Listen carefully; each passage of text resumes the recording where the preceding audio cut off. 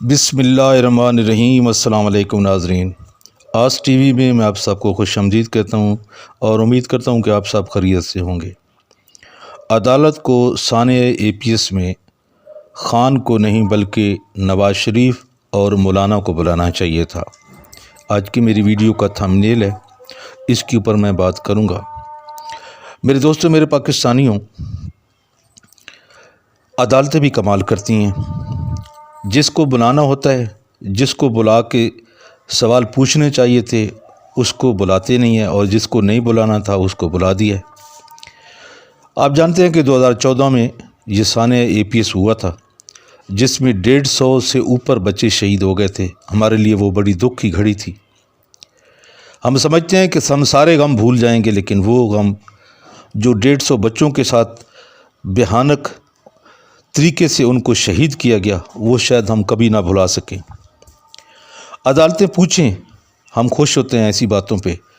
बेशक पूछें, और बहुत ज़्यादा पूछें।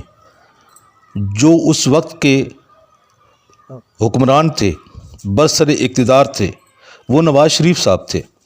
इमरान खान साहब का उस वक्त धरना चल रहा था इस्लामाबाद में। 124 दिन के बाद इमरान खान साहब ने वो धरना ख़त्म किया।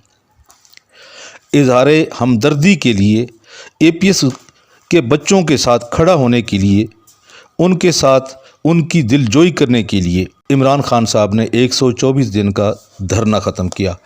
और धरना के अंदर बैठे हुए लोगों को इमरान खान साहब ने कहा था कि हमारे मुल्क में एक बहुत बड़ा सानिया हो गया है, APS के बच्चों को बेदर्दी से शहीद किया गया है, इतनी बड़ी दहशतगर्दी हुई है, लिहाजा उसको देखते हुए हम इस धरने को आगे कंटिन्यू नहीं कर सकते, और ख़त्म कर दिया, ऐलान कर दिया बाकायदा धरना ख़त्म करने का।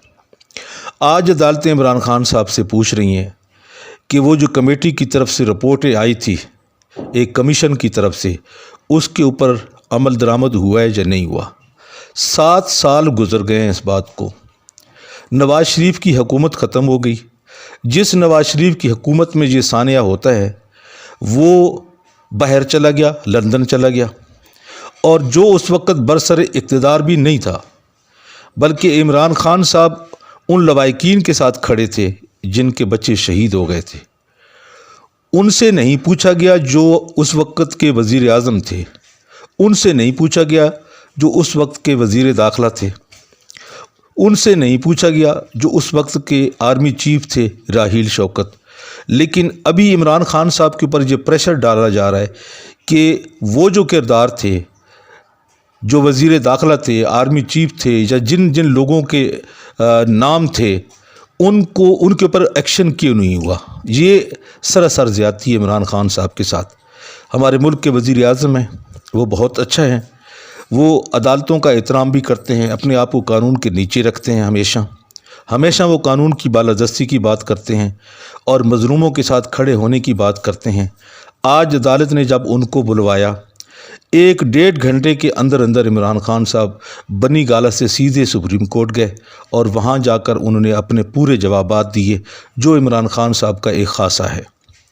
मेरे दोस्तों, मेरे पाकिस्तानियों, सुप्रीम कोर्ट से मेरा एक सवाल है कि लंदन भेजते वक्त क्या लाहौर हाई कोर्ट ने 22 करोड़ आवाम से पूछा था कि आपके मुजरिम नवाज़ शरीफ को, जिसने 22 करोड़ आवाम का पैसा लूटा है और लंदन में जाकर उसने बड़े बड़े मेफेयर फ्लैट ख़रीदे हैं, क्या अदालत ने एक बार भी आवाम से पूछा था कि हम आपके मुजरिम को, जो नवाज़ शरीफ है, उसको लंदन भेज रहे हैं, आपका इसके बारे में क्या ख्याल है?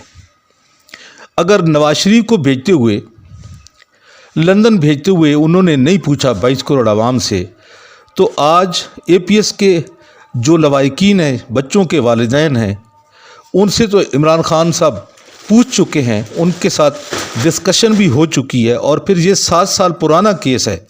और फिर मैं सवाल करता हूँ उन लवाहिकीन से, बेशक उनका दर्द, उनका गम बहुत बड़ा है, हम भी उसमें शामिल हैं, लेकिन उनको ये केस उस वक्त भी लाहौर हाई कोर्ट में दायर करवाना चाहिए था जब नवाज़ शरीफ को लंदन भेजा जा रहा था। आज सोए सोए लोगों को کس چیز کی جاگ آ گئی ہے، کیوں یہ جاگ چکے ہیں؟ مجھے تو کوئی دال میں کالا لگتا ہے کہ عمران خان صاحب کے ارد گرد گھیرا تنگ ہونا شروع ہو گیا ہے۔ اگر عدالتی کارروائی اس حد تک پہنچ گئی ہے کہ ایک سٹنگ پرائم منسٹر کو جو اس کو بلا کر پوچھنے کے مجاز بھی نہیں ہے، پوچھنا چاہیے بھی نہیں، اس لیے کہ وہ اس وقت آن چیئر تھے ہی نہیں، ملک کے وزیر اعظم نہیں تھے، تو ان کو اگر بلا کے پوچھا جا رہا ہے تو اس میں مجھے تو کوئی دال میں اس لیے کالا لگتا ہے کہ اور تو عمران خان صاحب ان کے آگے کسی چیز میں ان کو پھنسایا نہیں جا سکتا، لیکن ایسا کیس جو بالکل ایک اندھیرے کی طرح ہو، جو ان کے اوپر ڈال دیا جائے کہ آپ نے پوچھا ہی نہیں ہے اور تحریک طالبان کے ساتھ آپ کے مذاکرات ہونے شروع ہو گئے ہیں، تو یہ ایک وجہ سمجھ نہیں آتی۔ یہ ہماری سوچ سے بالاتر ہے۔ بہرحال ججز صاحبان سے میری یہ ریکویسٹ ہے کہ اگر آپ نے مثال قائم کرنی ہے، اگر آپ وزیر اعظم کو، سٹنگ وزیر اعظم کو بلا سکتے ہیں، تو پھر کم از کم لندن میں بیٹھے وہ جو مجرم ہے، جو سزا یافتہ ہے، جس کو سپریم کورٹ کی طرف سے سزا ہوئی ہے، پلیز اس کو بھی بلوائیں، اور ساتھ میں بیٹھے ہوئے اسحاق ڈار کو بھی بلوائیں، اور ساتھ میں اس کے جو 2 بیٹے ہیں نواز شریف کے، انہوں نے بھی پاکستان کی عوام کا بہت دل دکھایا ہے، بہت لوٹا ہے، ان کو بھی بلا کے ایک دفعہ پوچھ لیں کہ آپ نے یہ کیوں کیا۔ اس کے علاوہ عمران خان صاحب نے آج کورٹ میں بہت اچھی بات کی ہے۔ جو 80,000 کے لگ بھگ لوگ ہمارے قتل ہوئے ہیں، شہید ہوئے ہیں، ان کے بارے میں عمران خان صاحب نے بہت اچھی بات کی ہے کہ کسان APS کا دکھ تو اپنی جگہ پہ ہے، لیکن اس کا بدلہ لینے کے لیے ہمارے تقریباً 80,000 لوگ جو شہید ہوئے ہیں پاکستان کے، چاہے وہ سول کے ہوں، چاہے وہ ملٹری کے ہوں، لیکن تھے تو وہ پاکستانی۔ اس لیے میں سمجھتا ہوں کہ عمران خان صاحب نے سپریم کورٹ میں جا کے بہت اچھی روش بنائی ہے۔ اب اس طرح کا ماحول آگے تک جانا چاہیے۔ ایک وہ وزیر اعظم تھا جس نے سپریم کورٹ کے اوپر ڈنڈوں سمیت ڈنڈوں کے ساتھ حملہ کیا تھا۔ آپ کو یاد ہوگا سپریم کورٹ پہ نواز شریف نے چڑھائی کی تھی اور حملہ کیا تھا، اور آج ایک وہ وزیر اعظم ہے جو سپریم کورٹ کے ایک آرڈر پہ 1 گھنٹے کے اندر اندر سپریم کورٹ پہنچ کے اپنے اس کے اوپر کیے گئے سوالوں کے پورا جواب دیتے ہیں۔ تو یہ ایک فرق ہوتا ہے میرے دوستو، ایک وہ وزیر اعظم جس کے اندر ایک موریلٹی ہے کہ اس نے 1 گھنٹے میں جا کے جواب دیا ججوں کو اپنے ان کے تمام سوالوں کا، اور وہ ایک وزیر اعظم جس کی موریلٹی نہیں ہے، وہ لندن میں بھاگ کے بیٹھا ہوا ہے، جس کے دور میں جی سانحہ APS ہوا اس سے ایک بار بھی نہیں پوچھا گیا اور نہ ہی اس نے کوئی جواب دیا۔ تو اتنا ہی کہوں گا میرے دوستوں، میرے پاکستانیوں، اپنے ارد گرد کے لوگوں کا خاص خیال رکھیں اور اپنے اس چینل کا بھی۔ اللہ حافظ۔